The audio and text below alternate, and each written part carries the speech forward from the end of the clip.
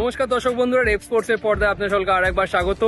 এই মুহূর্তে আমরা দেখতেই পাচ্ছেন যুব ভারতীর ভিতরে রয়েছি, আর এখানে কিন্তু মোহনবাগান কালকের যে রাজস্থানের বিরুদ্ধে তাদের ACL 2 এর প্রথম ম্যাচ সেটারই কিন্তু প্রস্তুতি সারছে। কিন্তু আজকে ট্রেনিং গ্রাউন্ডে এসেই যেই জিনিসটাতে কিন্তু সবাই শক হলো সেটা হচ্ছে অ্যালবার্টো রড্রিগেজ, তাকে কিন্তু আজকে ট্রেনিং গ্রাউন্ডে দেখাই গেল না।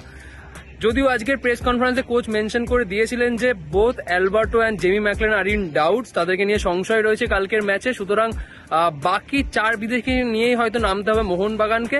বাট আজকে কিন্তু ট্রেনিং গ্রাউন্ডে জেমি ম্যাকলেনকে দেখা গেল, অ্যালবার্টো রড্রিগেজকে দেখা যাচ্ছে না। সুতরাং এটা বোঝা যাচ্ছে যে কালকে হয়তো আমরা প্রথম 18তে জেমি ম্যাকলেনকে দেখলেও দেখতে পারি। প্রথম 11 তো একদমই অনিশ্চিত ম্যাকলেন, কারণ এখনো তিনি পুরোপুরি ফিট নয়। সুতরাং প্রথম 18 যে লিস্ট সেখানে হয়তো কোচ জাস্ট তাকে রাখতেই পারে। বাট অ্যালবার্টো রড্রিগেজ তিনি কিন্তু আজকে ট্রেনিং করলেন না, তার মানে এখান থেকে পরিষ্কার যে কালকের ম্যাচে অ্যালবার্টো রড্রিগেজকে ছাড়াই হয়তো প্ল্যান সাজাচ্ছেন হোসে মলিনা। এবার এটাও একটা খটকা লাগতে পারে যে কালকে কি তাহলে ডিফেন্সিভ ফরমেশনে চেঞ্জ আসবে। আগের দিনও আমরা কিন্তু মোহনবাগান ট্রেনিং এ যখন রিপোর্ট করে আমাদের আরেকজন রিপোর্টার দেবাশিস সেন, তিনিও কিন্তু জানান যে কালকের ম্যাচে আমরা হয়তো মলিনাকে দেখতে পারি মোহনবাগানকে 4 ব্যাকের ফরমেশনে খেলাতে। সেখানে হয়তো আশিস রায়, দীপেন্দু বিশ্বাস, টম অ্যালড্রেড এবং শুভাশিস বোসকে হয়তো দেখা যেতে পারে 4 ডিফেন্ডারের ব্যাক লাইনে। সুতরাং অ্যালবার্টো কালকের ম্যাচে অনিশ্চিত, এই জিনিসটা কিন্তু আজকে ট্রেনিং গ্রাউন্ড থেকে পরিষ্কার বোঝা যাচ্ছে। তো কালকে ডিফেন্সিভ ফরমেশনে চেঞ্জ আসবেই, এটা বলা বাহুল্য। তো সুতরাং দেখা যাক অ্যালবার্টোকে ছাড়ার এফসি রাজস্থানের চ্যালেঞ্জ কি উত্তরাতে পারবে মোহনবাগান, এটা নিয়েই থাকছে বড় প্রশ্নচিহ্ন। শেষ করার আগে চলুন আপনারা দেখে নিন আজকের ট্রেনিং এর কিছু মুহূর্ত।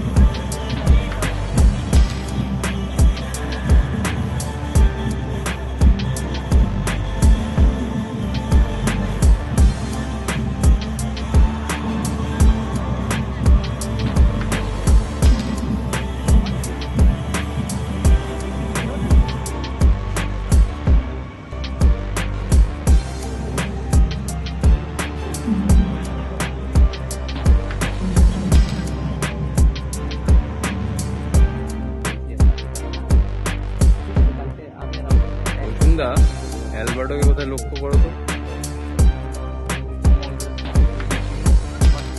অ্যালবার্টো আর ম্যাকলেন আসেই, ম্যাকলেন আছে, হ্যাঁ, বাট অ্যালবার্টো আসেনি।